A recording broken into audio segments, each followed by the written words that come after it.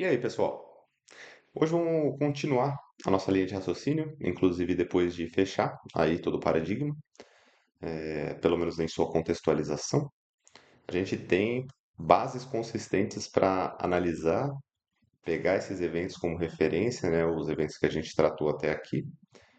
E, claro, né, só mencionando para vocês, eu não consegui abordar a pletora dos eventos absurdos que acontecem desde o momento do surgimento da eletricidade, o que é por si só muito difícil de fazer, de captar todas ali as mini variações, os elos, né, que garantiram que esses efeitos eles fossem possibilitados, no final das contas, são, como eu disse, muitas variáveis. Então a gente precisa se ater a alguns pontos específicos. Caso contrário, a gente acaba se perdendo dentro de uma linha de raciocínio quase que infinita, né? Então a gente pode adentrar por muitos caminhos e analisar muitos pontos, como eu já disse anteriormente. No entanto, a gente sempre segue uma linha central para que a gente não se perca, né? Então a gente tem um caminho central e dele a gente vai destrinchando aí algumas veredas, né? Dessas veredas elas também contêm coisas muito interessantes. Hoje a gente vai ver algumas coisas interessantes relacionadas a principalmente a interpretação sobre esse caminho total. É uma interpretação que eu costumo adotar, especificamente ela está relacionada, né, nesse duplo modelo. O duplo modelo que geralmente é empregado dentro do academicismo moderno e também dentro das linhas de pensamento das tradições atuais que são muito sincréticas, né? Que é sincrético, que mistura muita coisa. Elementos antagônicos e que muitas vezes eles são opostos. Não que eu não faça a mesma coisa. Obviamente o sincretismo está presente na modernidade, né? Então a gente mistura muita coisa para produzir as nossas coisas, os nossos artefatos pessoais, né? Pelo que são nossas verdadeiras produções, sejam intelectuais ou mesmo físicas, elas vêm de um sincretismo absurdo de vários elementos. E é disso que eu estou falando, né? Conhecer o caminho de geração e de surgimento de todas essas coisas é por si só impossível, mas a gente acaba de tudo, né? No entanto, a gente acaba pegando algumas coisas mais para estudar, né? Todo ser humano ele acaba se especificando ao longo do tempo, isso não é segredo para ninguém, né? Então, ser um polímata exige um. Polímata é aquele que faz de tudo, né? Obviamente, ou que pelo menos tenta exercer todas as áreas humanas no seu máximo, né? O cara ele é um engenheiro, ao mesmo tempo ele consegue construir uma casa, ao mesmo tempo ele consegue fazer ali comida de maneira perfeita, né? A gastronomia dele é totalmente dominada ali nas suas habilidades. Ele tem também outros domínios, como domínios de habilidades cognitivas básicas, de esportes, ou tem ali todo um domínio físico, de linguagem, um domínio na música, um domínio intelectual na parte exata e também na parte ali até mesmo da filosofia ou de pensamentos mais complexos sobre abstrações. Então, o ser polímata é aquele que faz de tudo. É difícil ter. A maior parte das pessoas ela se especifica. É, eu, claro, ambiciono ser um polímata, no entanto, é complicado também que isso seja exercido. Da mesma maneira, é difícil conhecer a tudo. Então, a gente deve prosseguir aqui, né, nesse caminho, fazendo mais algumas análises. Essas análises elas são relacionadas não propriamente à, à descrição dos eventos e até de algumas particularidades e observações desses eventos, como eu vim fazendo, né, nesses últimos episódios. No entanto, no entanto, é mais sobre uma discussão, né? Então a discussão ela está sempre relacionada ali a um, a um ponto de vista dialético. O que seria isso, né? O ponto de vista dialético ele pega duas perspectivas diferentes, né? Ele pega dois lados, se assim preferir. O lado da tese e o lado da antítese. Então, compara para obter uma síntese, né?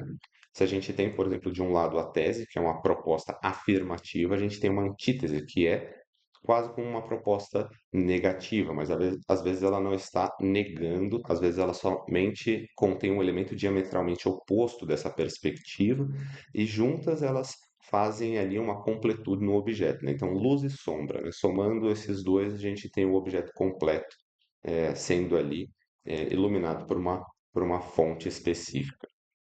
Então a gente sabe que o objeto é real, porque ele contém duas partes, né? Uma que a gente está vendo e outra que a gente não está vendo. A discussão fala sobre sobre exato ponto, né? Então vamos começar por aqui. A partir do século XX, ou melhor dizendo, a partir do século XIX, do início do século XX, perdão, muitas barreiras na tecnologia elas foram transpassadas. Então a gente viu isso com os eventos, né, que acabamos tratando, gerando assim um padrão anômalo no desenvolvimento da especificidade humana. Então veja, o ser humano ele foi se especificando em pontos é, tão de certo modo, conectados a uma grande fonte natural, que seria a própria metafísica da realidade, suas leis mais intrínsecas, as leis mais profundas da natureza, ele foi se especificando tanto em certos campos que ele conseguiu atingir, né, esse manto da fonte. Então, de certo modo, todas as disciplinas começaram novamente a se conectar, da mesma maneira que acontecia na filosofia antiga, que as pessoas elas utilizavam isso somente de maneira essencial, dentro do seu próprio pensamento. Então, conseguia, através da flexão do raciocínio, chegar a pontos completamente abstratos e que, no entanto, eram metafísicos e estavam lá correlacionados com a fonte do conhecimento. Hoje em dia eles estão fazendo a mesma coisa, só que da maneira exterior, né? Então eles estão direcionando o pensamento ao estudo de um objeto e no desvelar desse objeto, né, no descamar, tirando todas as camadas desse objeto, se chega à mesma fonte que se tem dentro de si. Então, isso daí foi sendo transpassado de um modo, né? As tecnologias foram sendo geradas e todo esse conhecimento foi seguindo de um modo tão anômalo nesses últimos anos, talvez nesses últimos 2 séculos, que a especificidade humana ela está absurda, né? Inclusive, isso nos diz novamente ali a tese do ponto de singularidade, ou seja, o crescimento ele é exponencial, né? Então a gente acaba vendo um crescimento muito maior conforme o tempo vai passando. Seguindo aqui, né, então abaixo, no fim deste mesmo século, século XX, e no início do nosso, que é o século XXI, todos os saltos atingidos, eles geraram dois pontos de referência perpétua ao futuro, que são os computadores pessoais e a internet. Hoje essas duas coisas elas são eh, completamente atreladas, não somente ao nosso cotidiano pragmático, né, ao cotidiano prático que a gente utiliza somente para um uso ali específico de alguma função que tem tarefa no cotidiano. Né? Por exemplo, um celular ele pode ser útil ali para enviar a mensagem para uma pessoa que você gosta ou para se comunicar, saber, ter segurança, tendo ali meio que um rastreamento do bem-estar das pessoas que você ama. Isso daí é uma coisa muito útil mesmo. Ele retira determinado desconforto na falta de informações que você possa ter de alguém que é muito importante para você. É, isso não somente muda o que a gente tem como percepção do uso que a gente faz de uma ferramenta, mas também da mente, ou seja, a gente já não consegue mais excluir essa ferramenta da equação da nossa vida. E a internet funciona do mesmo modo, afinal de contas, ela é um componente dentro desse computador pessoal que faz toda essa conexão. Bom, mas esses são só estabelecimentos aqui que eu faço. Mas vendo de uma perspectiva até puxando, e isso inclusive eu quero que não seja muito bem esmiuçado agora, até porque pode gerar assuntos futuros, né? Então, vamos ver esse último tópico que seria relacionado a um passado, né? Então, desde o Iluminismo até antes, na Renascença, as ideias de deturpação da metafísica, elas seguiam um padrão normativo formal para tornarem-se irrefutáveis. Então, assim, conforme o Iluminismo, até um pouco antes na Renascença, algumas ideias elas foram tomando uma magnitude quase que difícil de se desprezar, acabou também substituindo ali o modelo ou a esfera de pensamento, até mesmo paradigma, por assim dizer. No iluminismo a gente tem um alto teor ali do que se considerava ser o racionalismo extremo, né? Então, do que se considerava ser, inclusive, a percepção da, do valor ali contido em um pensamento estéreo dentro da ciência, ou seja, excluindo qualquer tipo de tendência ou de posicionamento que, de certo modo, ferisse ali a imparcialidade científica, né? Então, esse padrão, né, de ciência perfeita, ele foi estabelecido ali no Iluminismo. Então, de certo modo, isso precisaria que houvesse, para isso precisaria que houvesse a remoção de alguns elementos metafísicos ou mesmo a transfiguração deles em coisas mais facilmente palpáveis, né? Então, por isso né, que acabavam mudando essa norma, mudando a maneira como a gente via a ciência e também os estudos gerais de todos os objetos, de todos os campos, né?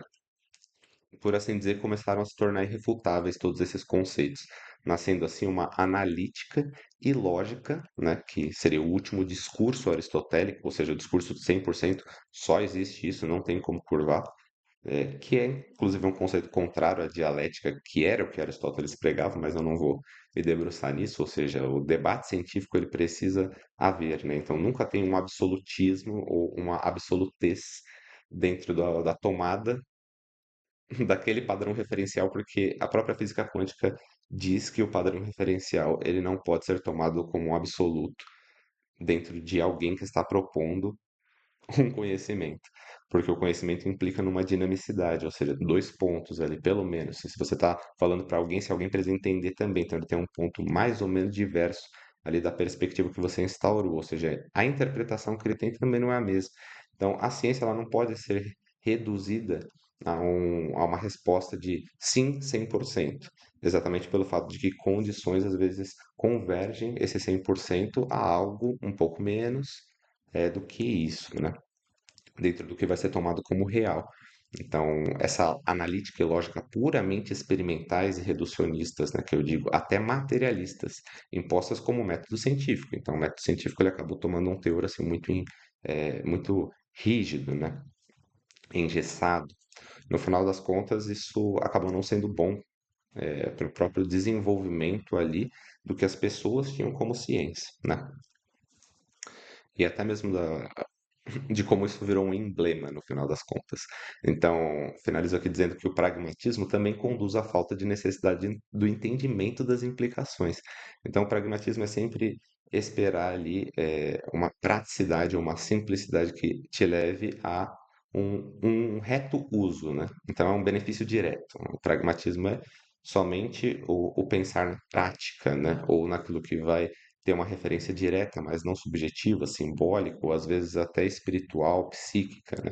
O pragmatismo é o bruto, né? O pão, pão, queijo, queijo. É aquilo que está sendo apresentado para um reto uso, né? Então, esse pragmatismo ele também conduz à falta da necessidade do entendimento das implicações nos avanços da tecnologia. Então, assim, preciso saber por que a tecnologia foi criada, qual o seu propósito, quem era o autor, quais eram suas ideias, com quem ele estava engajado, quem ele estava a favor. Você não precisa saber de nada disso, só preciso saber que o celular é muito bom para o meu uso cotidiano.